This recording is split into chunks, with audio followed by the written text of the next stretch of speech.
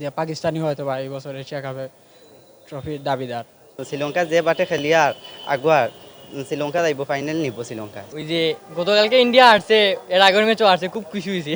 যেমন বিরাট কোহলি আছে, আরো অনেক ধরনের প্লেয়ার আছে, তারা বাংলাদেশকে ইনসার্ট করে, তাই আমরা অনেক খুশি হয়েছি ভারত তারা। একটা ম্যাচ দেখলাম, মানে ক্রিকেট হইলে অনিশ্চিত আর খেলা যা প্রমাণ করছে শ্রীলঙ্কা লাস্ট দুইটা ম্যাচ, প্লাস আমরা যে আরছি বাংলাদেশ, তো তারাও আর কি লাস্ট টাইমে ম্যাচটা আমরা ধরে রাখতাম পারছি না। প্লাস বর্তমান যে কন্ডিশন, বর্তমান প্লেয়ারগুলো কন্ডিশন প্লাস টিম কন্ডিশনে দেখা যায় যে পাকিস্তান এগিয়ে আছে অন্যান্য দেশ থেকে। আর ইন্ডিয়া তো প্রায় মনে হয় যে টুর্নামেন্ট থেকে ছিটকে গেছে হয়তোবা, আর হয়তোবা তারা চান্স পাবে না ফাইনালে খেলা। তো আমরা যতটুকু ইয়া আছে, কনফিডেন্স আছে বা প্রত্যাশা যে পাকিস্তানি হয়তো বা এই বছর এশিয়া কাপে ট্রফির দাবিদার। বাংলাদেশের পারফরমেন্স বলতে টিম কম্বিনেশন যেটা ওইটা মোটামুটি ভালোই ছিল, প্লাস আমাদের যে হয়তো বা যে লাক একটা ইয়ে আছে, লাক ফেভার করে নাই। দুইটা ম্যাচই আমাদের হাতে ছিল, আফগানের সাথে যেটা প্লাস শ্রীলঙ্কার সাথে, দুইটা আমাদের হাতে ছিল, কিন্তু শেষ পর্যন্ত আমরা ধরে রাখতে পারি নাই বা ধারাবাহিকতা বজায় রাখতে পারি নাই। এই জন্যই আমরা হয়তো ম্যাচগুলো থেকে ছিটকে পড়ছি।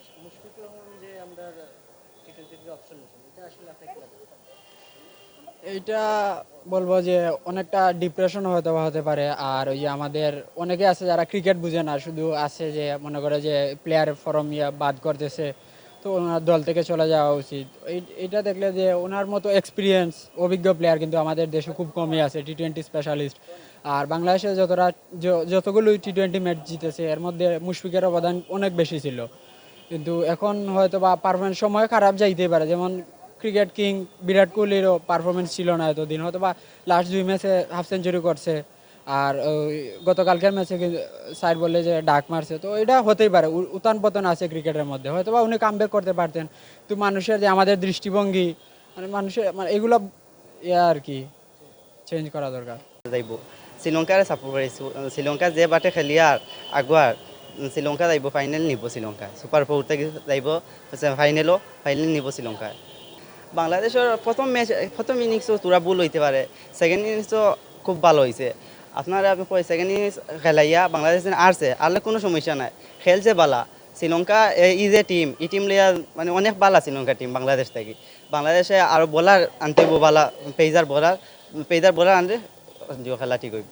মুশফিক আমার এই লাগে প্রিয় খেলোয়াড়, মানুষের আর কি কথায় মুশফিকুর রহমান জিও নিছে, নাইলে তো খেলা এক দুই ম্যাচ তো সবর যাইব, পারফরমেন্স যাইব, আবার আইব।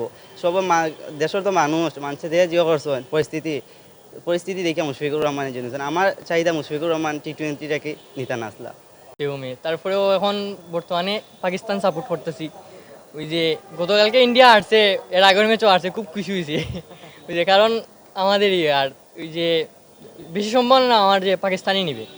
বাংলাদেশ তো দুইটা প্রথম ম্যাচ খেলছে, সাকিব ভাই ক্যাপ্টেন ছিল, 16 ওভার পর্যন্ত ম্যাচ কন্ট্রোলে ছিল। 16 ওভারে যখন ওদের ছিল ওই যে 14 ওভারে ছিল 65 রান, তারপরে দেখি 4 ওভার 3 বলে তারা আইন হয়েছে আরও 63 রান। ওইখানে লাস্টে গিয়া ওই যে ডেথ ওভার বোলিংটা ভালো হয়েছে না, ডেথ ওভার বোলিংয়ে গিয়া আমাদের দলটা আর কি প্রথম ম্যাচ হেরেছে। শুকুর রহিম খুব দুঃখজনক, উনি অপশন নিয়েছেন, কিন্তু একটি জিনিস আরও বেশি খারাপ লাগছে যে অপশন নেওয়ার পরে উনি এখনও ট্রোলের শিকার। মানুষ এখনও ওনাকে নিয়ে ট্রোল করছে যে উনি এভাবে, কিন্তু আসলে একটা জিনিস, আমরা হুজুগে বাঙালি, আগে ওই যে ওনার অর্জনগুলো ওগুলো আমরা পিছনে ফেলে ওনার যে ভুল দিকগুলো আছে ওগুলো, এখন ভুল তো ভাই দু একটা হবেই। একজন খেলোয়াড় হিসাবে, আমিও একজন ক্রিকেটারই যে এখন প্রশিক্ষণ নিচ্ছি, একজন খেলোয়াড় হিসাবে ভুল মাঝে থাকতেই পারে, তবে ওনার যে অর্জনগুলো ওগুলাকে মানুষ পিছনে ফেলে এখন যে ওনার ভুলগুলো আছে ভুলগুলোর সাথে এখন ওনাকে ট্রোল করছে, তবে খুবই দুঃখজনক। ওনার ভারতরা যদি উইন হয়ে যায় তাহলে বাংলাদেশকে অনেক ইনসাল্ট করে, যেমন বিরাট কোহলি আছে, আরো অনেক ধরনের প্লেয়ার আছে, তারা বাংলাদেশকে ইনসাল্ট করে, তাই আমরা অনেক খুশি হয়েছি ভারত তারা। আমাদের তাই ইম্প্রুভ করা দরকার বোলিংয়ে।